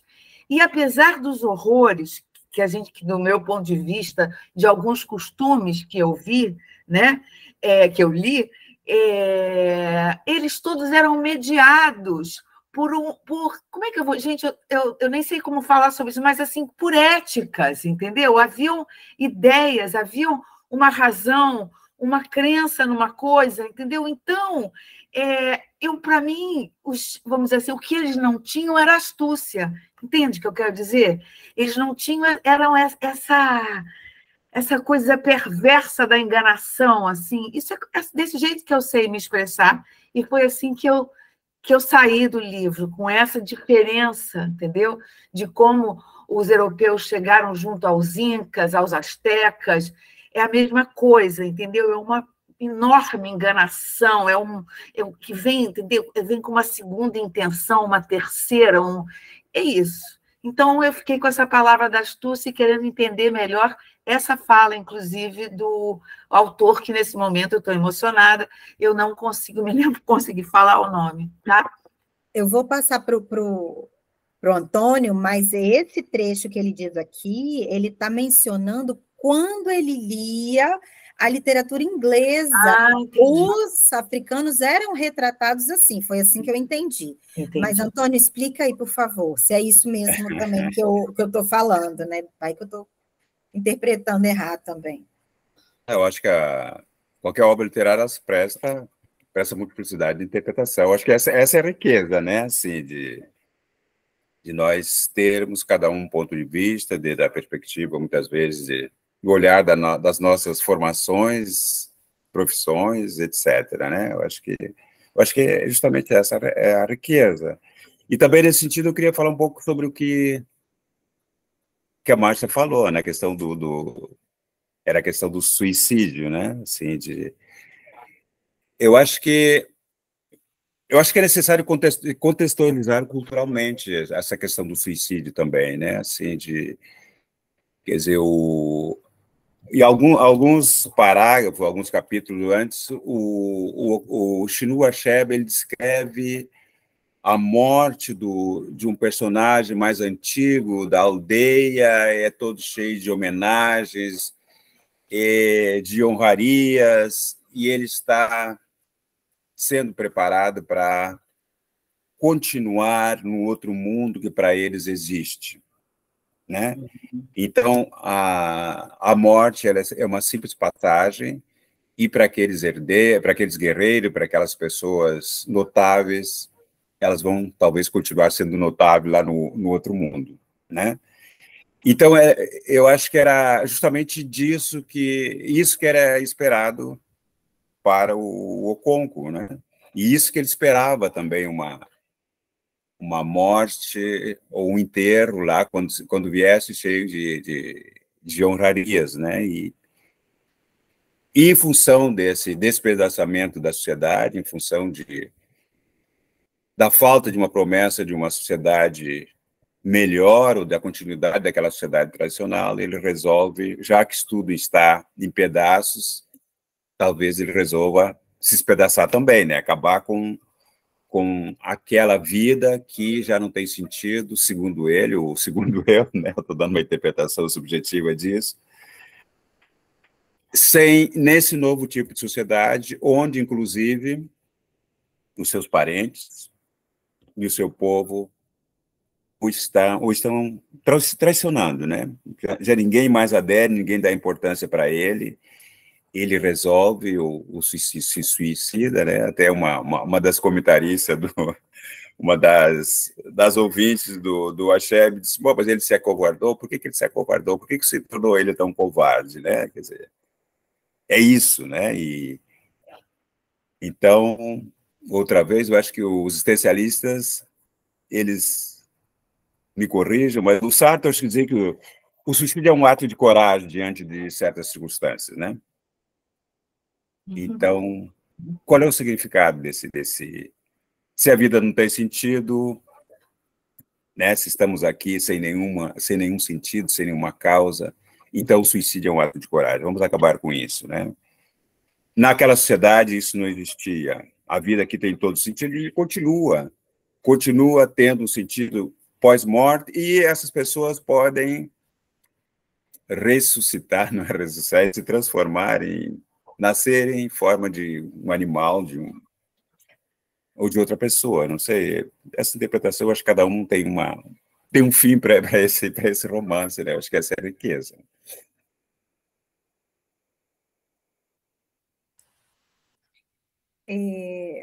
Magda, só para retomar o trechinho onde tem a palavra astúcia, só para também, né, dar um fechamento legal aí para você, ele dizia que quando ele iniciou seus estudos na literatura inglesa, ele não se via como um africano nesses livros. Ele ficava do lado dos brancos e contra os selvagens. E aí ele fala esse trecho, né? Então, aí ele né, passa a escrever, e então eu acho que a interpretação que a gente dá, né, que você deu, que você não reconheceu a astúcia, é porque ele estava fazendo a leitura Sim. que ele, né, das obras dos ingleses falando sobre os africanos, e não, eu acho que é disso. Eliane, por favor. Oi, bom dia para todos, todas. E, assim, quero agradecer, né, Daniel, Sizui, não é a nós, estamos aqui hoje falando desse livro, e me emocionei várias vezes durante o livro e durante essa manhã aqui na fala de vocês. Vou, né, tentar ser sucinta e para localizar uma coisa que a mim me é muito dolorida. E aí eu fico com a pergunta que é: qual será a nova sociedade construída por nossa imaginação? E por que eu trago isso? Eu trago isso por uma questão, assim, eu acho que tem uma ancestralidade que está aí, tem um ontem, né? Porque quando a gente pensa esse livro que 60 para cá, né? Contextualizar, mas quantas coisas tem nessas histórias. Tem um próximo de hoje, que talvez foi o que eu vivi e ainda estou vivendo, e tem um hoje. Por que eu digo isso? Porque eu me vejo como negra dentro de uma ancestralidade, dentro do que eu já vivi, dentro do que meu filho viveu, que tem 20 anos, e dentro de que uma filha minha vive, que tem 10 anos. Quer dizer, são 40, 20 e 10, né? De espaços, de tempos aí. Eu vejo hoje minha filha, 10 anos, tendo muito mais do que eu, na idade dela, que não conseguia nem falar isso, tinha que lidar com traumas e traumas de ser, né? Então, eu acho isso muito forte. E aí me vem muito também forte da Neuza Santos. Eu estudei durante anos com Neuza Santos, o Tornar-se Negro.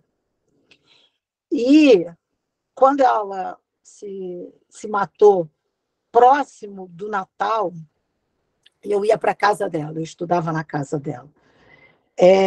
Foi muito impactante, né? Foi algo assim de... E aí a gente pensa, ou eu penso, em tudo que nós falamos hoje aqui. E aí o suicídio não é só para a criação de uma história que está no livro, mas é o suicídio de alguém com quem eu convivi, que me ensinou muito psicanálise, que me ensinou muito tornar-se negro e que se foi. Então, acho que quando a gente pensa na gênese e no serviço que o suicídio tem também, uma gênese, e que nesse caso nós temos aqui na literatura, e a força que isso traz, e a potência que isso traz, e eu fico sempre a pensar, então, nisso, nessa nossa nova sociedade, porque, e que pode ser construída com a nossa imaginação, porque eu vida, mas o mundo ainda tem muito a rodar, e quantas vezes a gente vai ter que passar no mesmo ponto e elaborar alguma coisa. E aí eu me lembro da minha tese de mestrado, que é a força do resistir, porque o título da minha tese foi Viver é Resistir. E não é só numa resistência psicanalítica, porque eu lembro que um dos meus avaliadores, essa fala, né? Essa resistir, e ele se incomodou com a ideia de que viver é resistir. Eu estava falando da singularidade da saúde no nosso dia a dia. Então, eu acho que esse dia a dia, e que a literatura, eu acho que traz isso. Eu acho, esse livro, para mim, foi fantástico. Eu não tinha lido antes, li agora, e então, eu acho que é no nosso dia a dia que a gente tem que trazer, ou não, essa resistência. E o que a gente faz a cada dia para criar essa nova sociedade da nossa imaginação com a possibilidade de novas gênesis. E aí eu queria ouvir vocês, para a gente. Que participação linda, Eliane. Obrigada.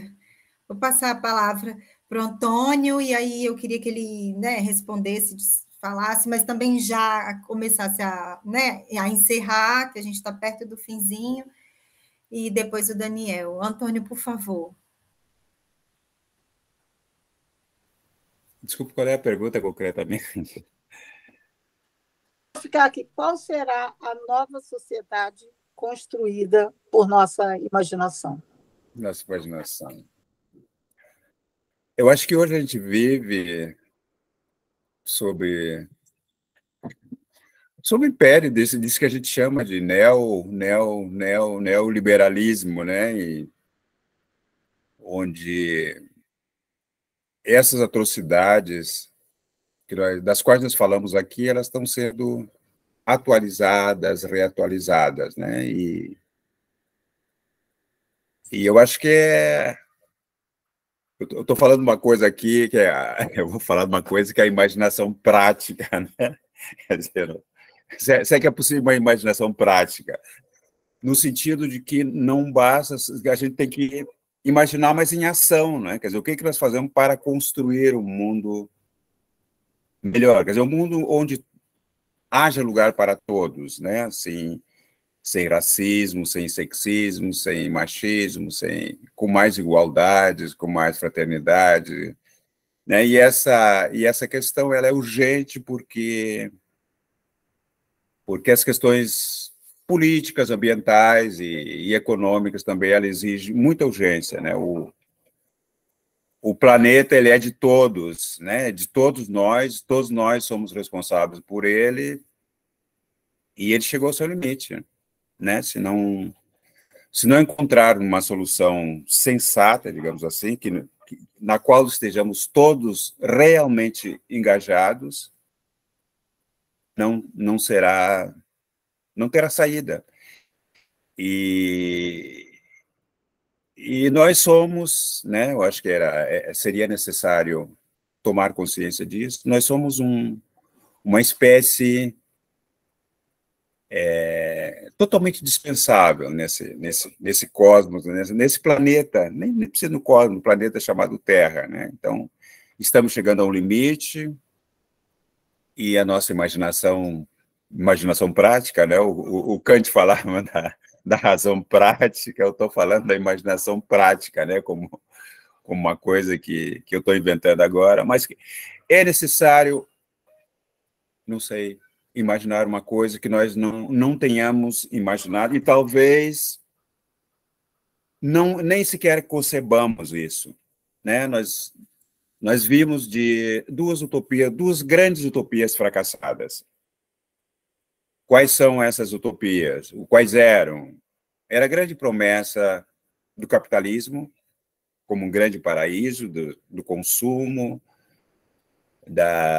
dos grandes encantos do capitalismo, né? O capitalismo hoje demonstrou que ele não tem, dentro da sua lógica, capacidade de incluir grande parte da população. A maior parte da população não tem condições de dar vida digna para essas pessoas. A outra utopia, a grande utopia, era o socialismo, o comunismo, que, depois do stalinismo, depois de 1989, com a queda dos países socialistas, também acabou, pelo menos está totalmente, ninguém mais acredita nelas, né? Então, existe, essa ideia não é minha, mas até de uma psicanalista chamada Elizabeth Roudinesco, ela escreveu um livro chamado O Eu Soberano, alguma coisa assim, tratando dos diversos grupos LGBT, os diversos grupos identitários que existem hoje.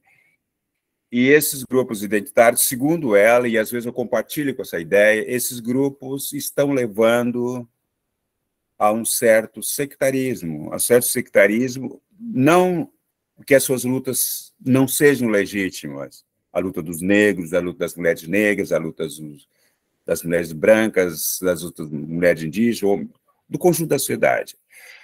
Mas nessas lutas, muitas vezes, não estão contemplados projetos maiores, projetos que transcendam os interesses dos próprios grupos identitários, né? Então, alguns autores chamam de uma espécie de guetização de determinados grupos, um fechamento deles em si mesmo, né, com pouco contato e nem querendo comunicação com os outros grupos, né? Às vezes, inclusive, algumas mulheres negras podem me considerar como um patriarca, né? Um patriarca. Então, nessa escala da luta negra, eu tenho um lugar que é diferente das mulheres, não quer dizer que elas não tenham razão, mas isso implica dizer que nós juntos temos certas coisas comuns e elas devem ser contempladas em um projeto maior, né? Então, eu acho que nessa nossa imaginação, que nós não fomos capazes ainda de imaginar, né? Eu acho que são necessárias novas utopias realizáveis, né? Assim, eu falo de utopia realizável no sentido de criar uma sociedade, independentemente daquelas que já existiram, daqueles projetos, daquelas intenções que já existiram, né? Eu me criei acreditando no socialismo, no comunismo, nunca fui de partido nenhum, no hipismo, nas sociedades alternativas, e parece que esses modelos, essa utopia fracassaram, e os jovens não acreditam mais nisso, né? Alguns jovens se refugiaram numa espécie de niilismo, e outros nos seus guetos, nos seus próprios guetos, né? Então, acho que essa ideia não é minha, mas eu acho que é necessário pensar e realizar coisas que ainda não fomos capazes de imaginar, né? Quer dizer, nós estamos presos, talvez, a determinados paradigmas que nos impeçam de sonhar no sentido de uma imaginação possível de ser realizada. É assim como eu vejo, meio em sonho e meio no sentido imaginativo, né? Eu acho que... Mas é uma questão de todos nós, né? De imaginar tipo para saídas, né? E nessa saída, nessa sociedade utópica e realizável, deve ter lugar para todos nós, né? Eu acho. Mais ou menos isso. Daniel, por favor, para a gente ir encerrando. Então, eu quero agradecer, em primeiro lugar, a oportunidade, dizer o quanto que foi, para mim, também muito aprendizado. Eu vivencio, experimento, pesquiso sobre essas questões há mais de 2 décadas, e quando fui buscar o doutoramento na psicologia, foi porque, na minha leitura, Eliane, há também eu queria entender, embora para mim já fosse uma questão mais palatável, no sentido de compreensão, a historicização do racismo, questão política do racismo, mas eu queria entender a psicologia, né? Como é que esse mal sobrevive, né? Esse mal persiste. E eu queria entender como é que os saberes psis poderiam me contribuir para que eu pudesse ser um professor melhor na ação direta, no chão da escola, na construção do imaginário coletivo, sobretudo infantil. E foi muito bom ter contato com as obras do Frantz Fanon, por exemplo, um psiquiatra que que não abria mão, estava lá presente com fuzil na luta de descolonização da Argélia, mas ao mesmo tempo dizendo textualmente que não abria mão do trabalho que fazia enquanto no trabalho no hospital, no cuidado. Eu quero te dizer, Eliane, que eu vejo muitos eus infantis, adolescentes nas escolas, despedaçados em função de não entenderem ou pouco compreenderem sentido nesse mundo, como o Antônio muito bem colocou nas considerações dele, despedaçado pelas utopias que se foram do capitalismo ou do socialismo, mas também de relações que são ainda muito cruéis, sobretudo nas escolas, né? Pelo desencontro, pelo desfoco e o esfacelamento de não se reconhecer na história, na sua própria história. Eu não sei se concordo com o Antônio em relação a essa questão, na verdade, da Elizabeth, no Eu Soberano dos Guetos, não sei se eu concordo, mas eu vejo a potência que foi e quando, por exemplo, a Marvel coloca na Pantera Negra o protagonismo que colocou. Eu vejo os jovens e as jovens, os cinemas lotados, o quanto que isso tem uma potência enorme, né? Porque estão se vendo, né? Eu existo. Eu não tenho uma resposta pronta, né? Estou pensando contigo, Eliane, mas eu estou contigo na sua dissertação, no que você pensou aí de tese, no existir. Hoje eu dirijo uma escola aqui em Cabo Frio, que se chama Maria Flor, é uma escola montessoriana, e o projeto desse ano é o Terra Existir, que é um conceito do Sanches, da Unirio, onde a gente não só costura o contato direto das crianças com a natureza, mas a gente, enquanto direção, eu e a Luciana, minha companheira, a gente não abre mão, mesmo numa escola particular, né, mesmo numa escola onde o modelo, a filosofia e a metodologia no Brasil, lamentavelmente, são muito elitizados, a gente tem uma escola onde a questão racial ela não é fingida. A gente tem uma ação afirmativa dentro da escola, de maneira que a gente vai estar resistindo, trazendo ancestralidade para as crianças, e é brilhante, assim, é fantástico, é potencialmente revolucionário quando a gente percebe as crianças, desde a mais tenra idade, tendo contato com a literatura africana, com os outros, com as outras, com a diversidade.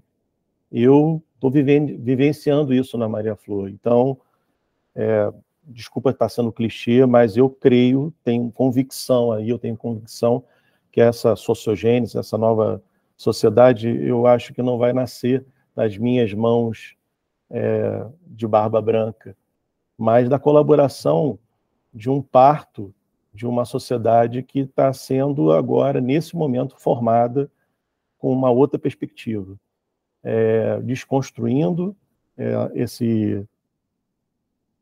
essa história única, né? Perigo da história única, perdão, e